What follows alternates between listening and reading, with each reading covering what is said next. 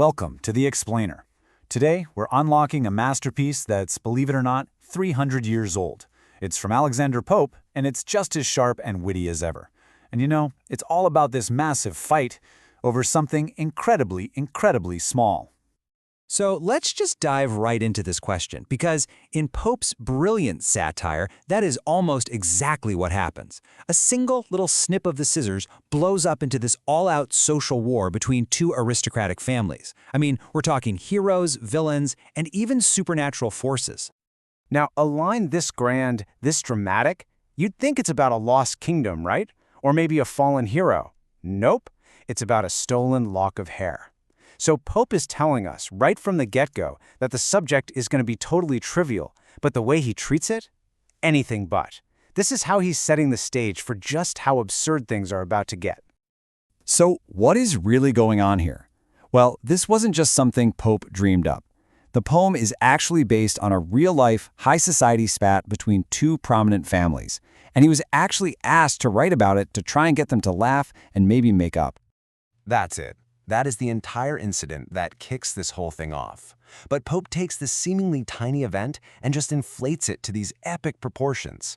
And he uses it as this perfect satirical lens to expose the vanity and, the self-absorption of 18th century high society. Now, the key to understanding the poem's genius is this literary tool called the mock-heroic epic. It's really the engine that drives all the humor and all the criticism in the entire story. First off, you have to know what a traditional epic is. I'm talking about things like Homer's Iliad or Virgil's Aeneid. They use this grand, elevated style to tell stories of, monumental importance, wars, the founding of nations, the epic struggles between gods and mortals. Okay, so Pope completely flips this formula on its head. He takes the grand style of an epic, the gods, the battles, the high stakes, but he applies it to something utterly ridiculous, like a game of cards or, yes, a haircut. This creates this hilarious and really powerful contrast that just fuels his satire. It's like he's using a sledgehammer to crack a nut, and that is the whole point. So, with this powerful tool in hand, Pope takes aim squarely at the English aristocracy. What exactly was he targeting with all this elaborate mockery?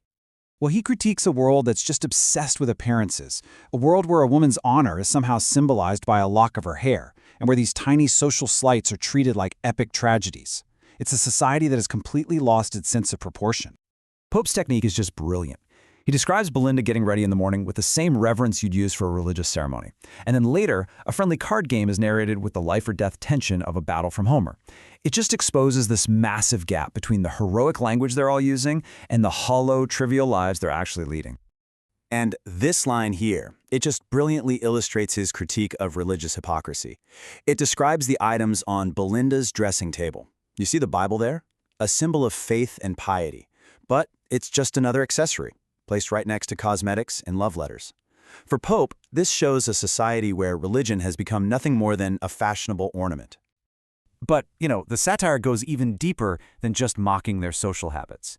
It explores a timeless human conflict through two really key female characters, Belinda, the beautiful heroine, and Clarissa, who is the voice of reason. So Belinda embodies this passionate vanity. She's the center of the whole social storm, and her dramatic overreaction to losing her hair is really what fuels the war. Clarissa, on the other hand, she steps in late in the poem to offer some much-needed perspective and, a little common sense. So as this battle is raging over a lock of hair, Clarissa actually delivers a speech, and she argues that good humor and virtue and inner worth, they're way more valuable than fleeting physical beauty. She's trying to calm this whole absurd feud down by just injecting a dose of reality. And what happens? Absolutely nobody listens. They basically call her a prude and get right back to fighting. And this is such a crucial satirical point Pope is making. He shows how a society that's obsessed with spectacle and gossip and drama will actively reject wisdom and common sense even when it's staring them right in the face. So why should we care about this 18th century social drama today? I mean, really? Well, it's because Pope wasn't just writing about his own time. He was writing about a fundamental part of human nature. Think about it. The names, the powdered wigs, the card games. Sure, that's all changed. But the core human behaviors Pope was satirizing, they are very, very much still with us. We still inflate minor problems, we still obsess over appearances, and we still get swept up in totally meaningless drama. Pope's masterpiece is this powerful reminder that sometimes the best and most effective way to critique society isn't to preach at it, but to simply make it laugh at its own reflection. And really, that leaves us with a final thought, doesn't it? What are our modern-day rapes of the lock? What are the tiny, trivial things that we blow up into epic battles in our own time?